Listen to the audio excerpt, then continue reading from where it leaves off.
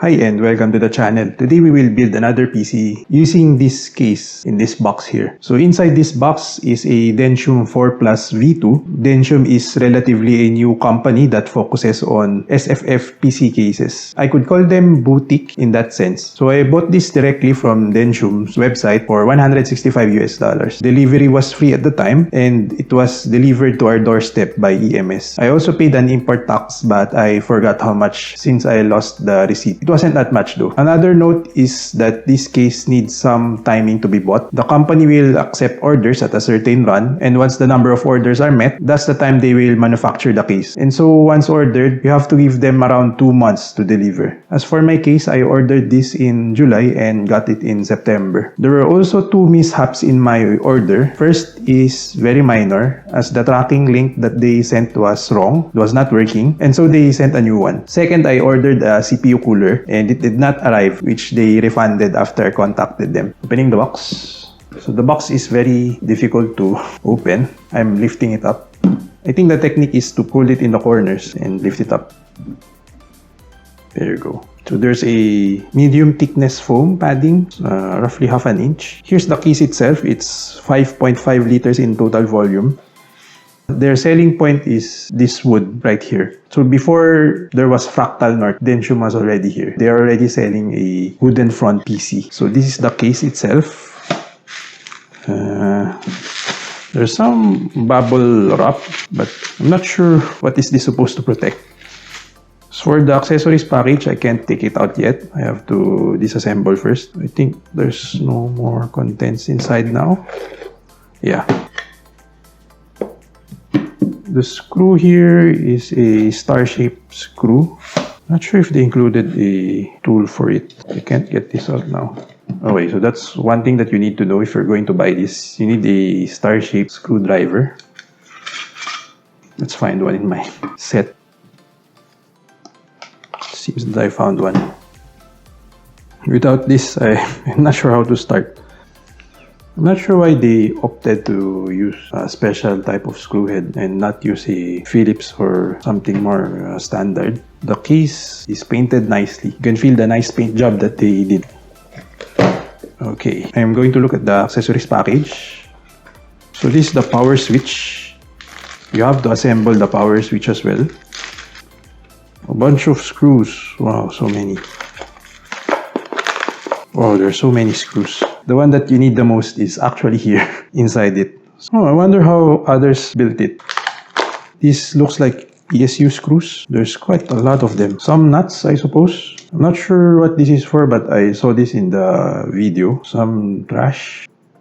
Some rubber stuff. Oh, magnets. Yeah, this is for the USB-C. Anyway, there's just too many from the box. Oh, I'm missing one screw here. I did not notice that. Oh, it was facing this way, so I was not able to notice. Anyway, just take this side panel as well. I hope with all the screws that they gave, I hope at least there's one spare screw. Yes, can interchange these, which is good. So I need to take out the spine. Note that they are of different size. So the top one as well.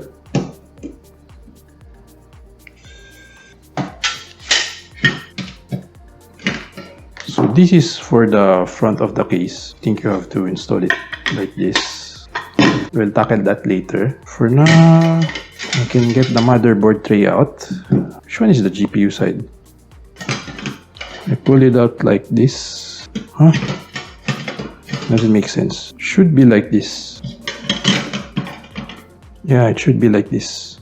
Since I have to put it here. And the PSU hole is there.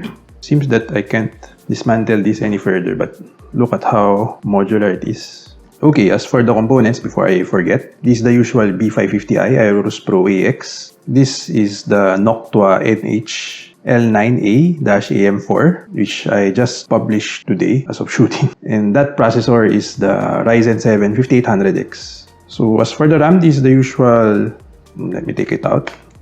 This is the usual Kingston Fury Beast RGB, 32GB, 3600 mega transfers per second, CL18 RAM.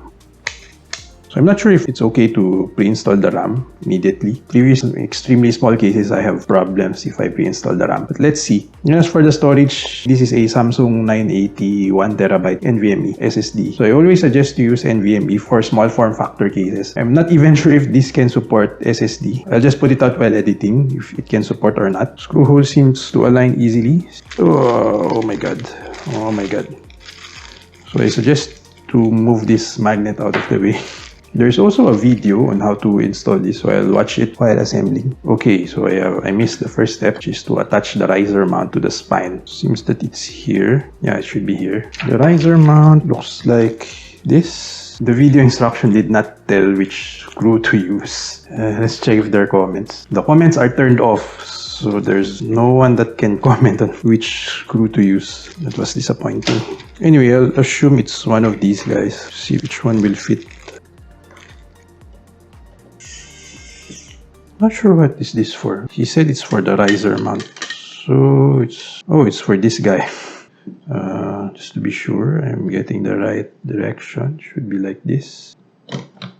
Based on the video, it looks like it's the PSU screw that I will use for this one. And okay, so just in case you're wondering, it is a sandwich layout case, so you still need to slide your motherboard this way, and your motherboard will be upside down. The PSU will be here at the bottom, and your graphics card will be on the other side, at the back of the motherboard.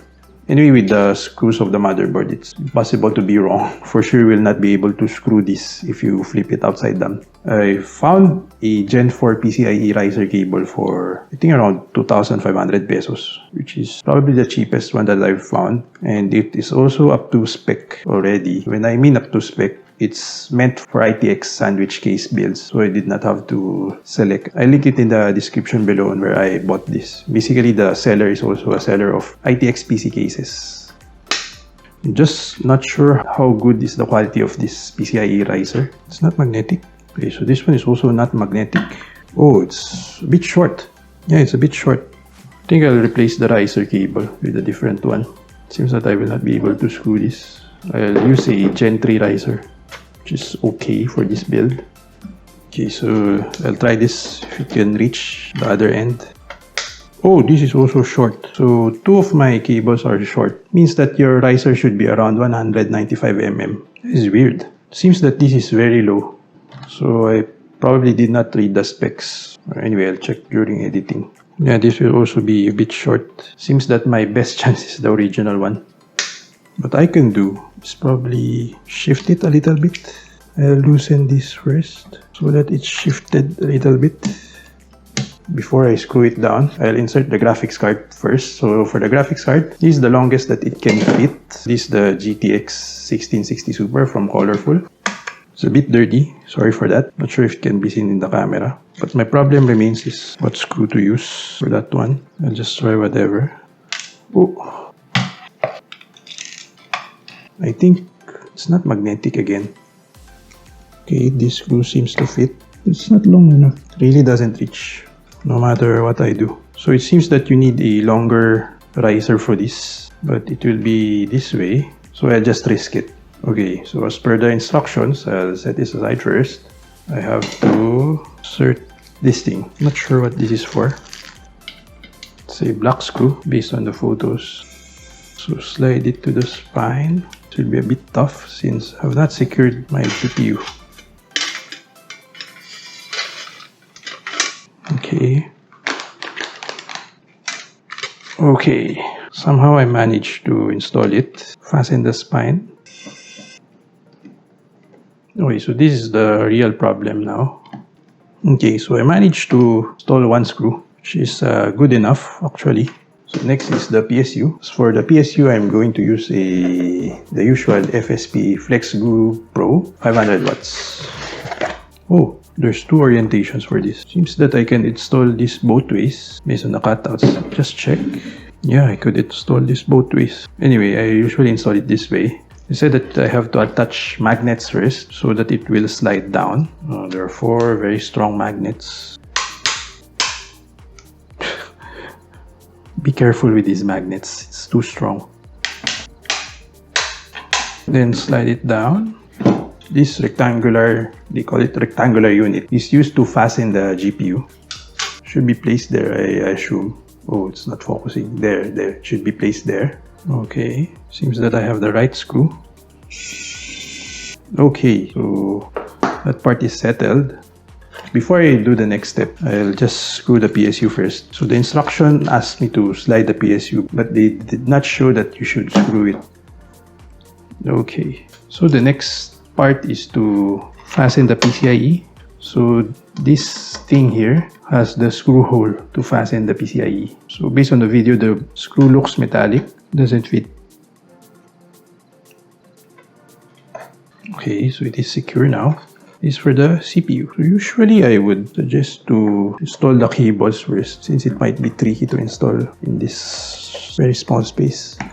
Once you'll be able to pull it up, should be fastened enough. Then 24 pin. Then lastly the 8 pin for the GPU. Oh, it's good that the GPU is a bit long, since it will be easier to install this. So it's good that the GPU is long enough that the power connector is at this side. Imagine if it's beneath the motherboard. It will probably be tough to install the PCIe power. Okay, then as for this cable mesh, as usual, put it under the GPU. Okay, so I'll have to set this aside now. Tackle the cable mesh later. And start with this. So based on the instruction, I have to use these non-magnetic screws. So next is to install the power button. You have to remove this first. Do it this way.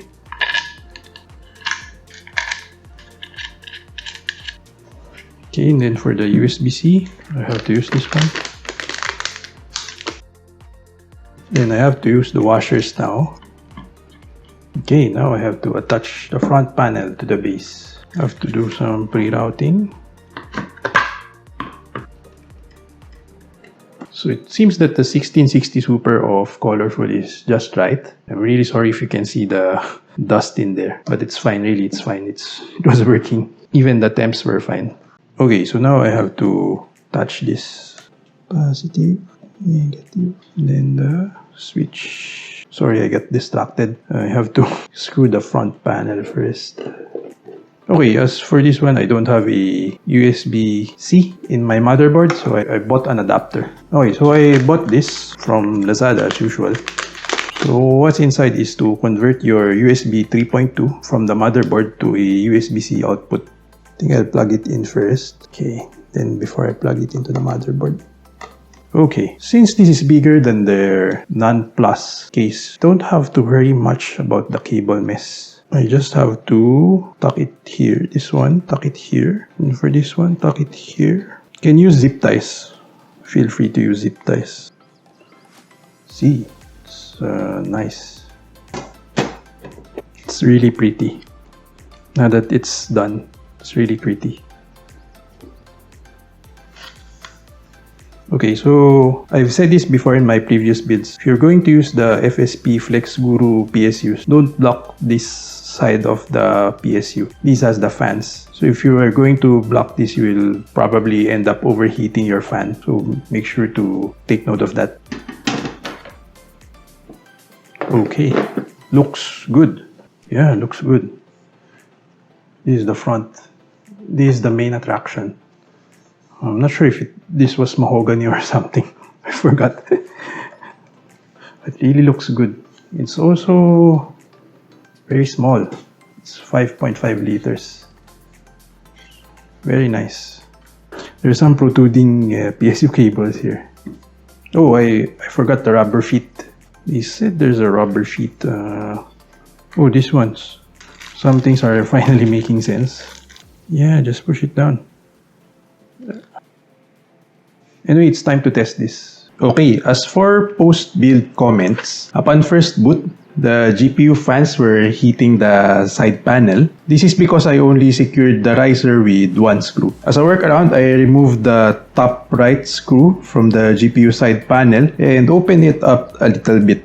Next is that the USB-C front panel was not working, but the cause could be the USB 3 to USB-C adapter. As for the temps of this case, while benchmarking FF15 for 30 minutes, The GPU averaged at 68.15 degrees Celsius, which is normal for this colorful GPU. However, the CPU had an average temps of 82.6 degrees Celsius, which is too high. Note that on the open test bench, the CPU average for the same game is only 75.71 degrees Celsius. I think there's a lot of heat trapped inside the case, as when I touched the side panels on the CPU side, it was hot. I also tried to set the PBO curve to -15 but it crashed, and so I tried to set it to -10. However, I still got an 80 plus degrees Celsius on CPU temperatures on average. As to my comments to Densium, first I suggest that they update their specification section in their website to include the riser length needed. Consider the guy buying the case has a lot of PCIe risers and thinks that they don't need one already, when in fact they do need to buy a 195mm riser. Second, I also suggest listing out the type of screws included and their purpose. I find it too many and yet I really don't know which should go where, though PC builders can do a trial and error. Third, if there's no impact, make all screws magnetic. Fourth, ensure that the Allen key can be unpacked without the need of another Allen key. In my case, I had to use my own hex screwdriver to open up the case and get the Allen key included from the trapped accessory box, which is now basically useless. Fifth, consider magnetic dust filter add-ons. I'm not sure how this will impact the thermals, but I am sure that this is a nightmare to clean in 6 months' time, especially in the Philippines. Lastly, and a more difficult one, provide 2 fan exhaust mounts at the top. Slim 92mm fans will do. This will add volume of around 0.4 liters, but I believe this will drastically improve the airflow and CPU temps in the case. However, the extra screw holes may possibly affect the rigidity of the case, and so it needs to be tested properly. As for my tips in building in this case, first ensure that you have a 195mm PCIe riser for ITX PC. You can buy from Densium's shop to reduce headache, but if you need a Gen 4 riser, do check ADT Link, which was discussed in my previous video. ADT Link charges a lot for shipping though. If you are getting the 4 Plus version, I don't think you need to buy custom cable lengths for your PSU. There is enough slack. And with that, you may also want to try plugging the cables first before sliding the spine to the case. This could be helpful if the PCIe connector's location in your graphics card is behind the motherboard and may be difficult to reach if the spine is already installed to the case. For now, ensure that you or a close friend or a neighbor of yours has an Allen key. This is in the event that your accessory box is like mine, you can still open up the case. For the CPU pairing, I suggest getting a 65W TDP CPU like a Ryzen 7 5700X or an Intel i7 12700 non-K. This is to ensure that your low-profile cooler can handle it. As for this case, I think I can compare this with the ZZAW A1P, as they both have similar volume at below 6 liters. As for A1P's advantage against Densium 4, A1P's case is very accessible. Filipinos and probably other Southeast Asians can easily order this through Lazada. Others may order this through Taobao or AliExpress. You also don't need to wait for 2 months, just give it a week and it will arrive at your doorstep. Riser is also included in the cost. They have a good diagram on what the included screws are used for. The cost is also cheap at $60. As for Densium's advantage against A1P, first is that it is smaller at 5.5 liters. And yet, this case is definitely efficient in terms of GPU compatibility, as you can fit in a 222mm 2-slot GPU. Motherboard installation is also easier since you can easily align the screw holes onto the removable spine. They have a website for reference and an available email support for inquiries. They also have a video tutorial which is missing in all of the cases that I've used. The side panel border is also slimmer and thus will not hinder the GPU fan intake. And finally, this is definitely one of the best looking cases that I've seen. Overall, I'm okay to recommend this case if you are willing to wait and you have money to spend. To be honest with you, when I saw this post on SFF PC, without any hesitation, I bought it in less than 10 minutes. This is one of my impulse buys where I really did not calculate the risk and wallet damage. I told myself that I wanted it. Okay, that's it for my PC build for the month. Do let me know in the comments below of what you think on this PC case. Thanks for watching. Do like or dislike and subscribe for more unboxing and benchmarks. Bye!